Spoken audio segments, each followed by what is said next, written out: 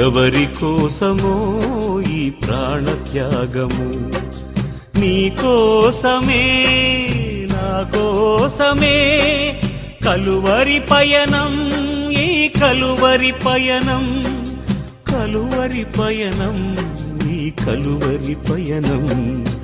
ఎవరి కోసమో ఈ ప్రాణత్యాగము, ఎవరి కోసమో ఈ ప్రాణత్యాగము.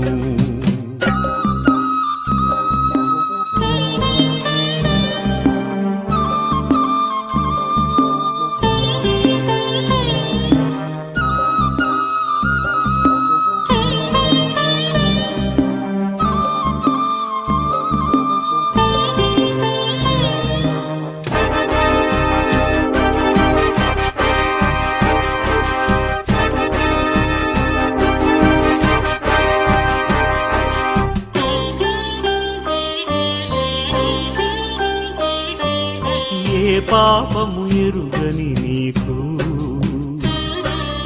ఈ పాపలోకమే సిలువ వేసిందా, ఏ నేరము తెలియని నీకు అన్యాయపు తీర్పునే ఇచ్చిందా.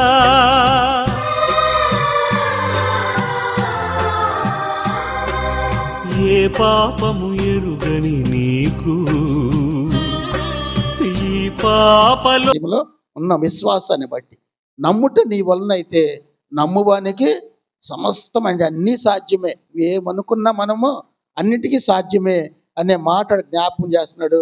ఇఫ్ యూ హ్యావ్ ఇఫ్ అంటే బిలీవ్ అనమాట. ఎప్పుడైతే మనకు ఇఫ్ యూ హ్యావ్ బిలీవ్ అంటాడంటే నువ్వు విశ్వాసం కలిగి ఉంటే అనే మాటకు మనం చూస్తే all things are possible, all things are possible. అన్నింటికీ ఆయన సాధ్యం చేసేవాడు మనకి. ఎందుకంటే ఆ గొప్ప దేవుడు మనకున్నాడు, అందుకు నమ్మువానికి సమస్తము సాధ్యమే అనే మాట మనం చూస్తున్నాం. ఇక్కడ ఒక వ్యక్తిని ఒక తండ్రి తీసుకొచ్చాడు. ఆ కుమారుడు మరి యవ్వన ప్రాయంలో ఉన్నాడు. అతను ఏం చేస్తున్నాడంటే అక్కడికి ఆ సాతానుడు బంధించి మూర్ఛవ్యాధిలాగా వచ్చిన తర్వాత ఆ పిల్లవాడు ఏం చేస్తుందంటే నురుగు గాచుకోవటం, పండ్లు కొరుక్కోవటం, ఈ రకంగా అతను కొన్నిసార్లు ఉన్నప్పుడు శిష్యులకు చెప్తాడు, అయ్యా మీరు స్వస్థపరచండి అయ్యా అంటే వారు చేయలేకపోయారు. యేసుక్రీస్తు ప్రభు ఆయన రూపాంతరపు కొండ మీదకి పేతురుని యోహాన్ని యాకోబుని తీసుకెళ్ళిన తర్వాత ఆయన రూపాంతరం చెందిన తర్వాత ఆ రూపాంతర దృశ్యాన్ని పేతురు చూసి ఆశ్చర్యపోయి ఆ కిందకు దిగుతారు. ఆ కిందకు వచ్చినప్పుడు ఈ సంగతి జరిగినప్పుడు అంత జనసమూహం అంతా చేరున్నారు.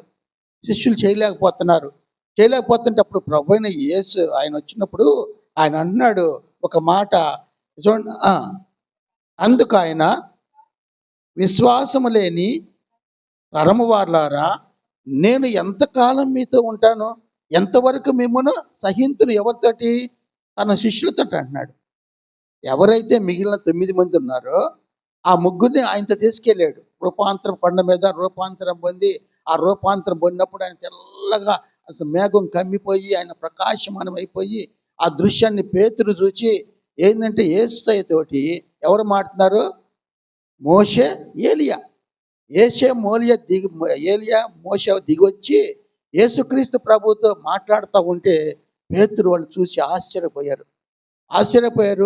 ఏదో అనబోయే లోపల మేఘం కమ్ముకుంది. అందులో పేతురు కొంచెం తొందర కదా, ఆ తొందరలో ఆయన ఒక మాట అన్నాడు. చూడండి అక్కడ 5వ వచనంలో, అప్పుడు పేతురు, బోధకుడా మనం ఇక్కడ ఉండుట మంచిది, మేము నీకు ఒకటియు మోషేకు ఒకటియు ఏలియాకు ఒకటియు 3 పర్ణశాలలు కట్టుదామని చెప్పాను. అయ్యా పర్ణశాలలు 3 కడతా అనేసరికి వెంటనే వాళ్ళు భయపడే లోపల మేఘం ఒకటి వచ్చి వాడిని కమ్మివేసింది అని వాళ్ళు వెళ్ళిపోయారు. అంటే యేసుక్రీస్తు ప్రభు మరణానికి ఆయన ముందు